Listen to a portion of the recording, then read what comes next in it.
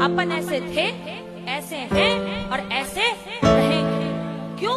सबने हंसता देखा, मेरे घाव नहीं देखे, ऊंचाई दिखी सबको, मेरे पाँव नहीं देखे।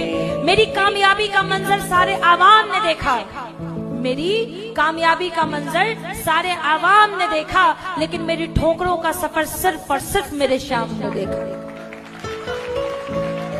या तो वो जानता है या तो हम जानते हैं, न किसी तीसरे को बताया और न कभी किसी तीसरे को बताएंगे।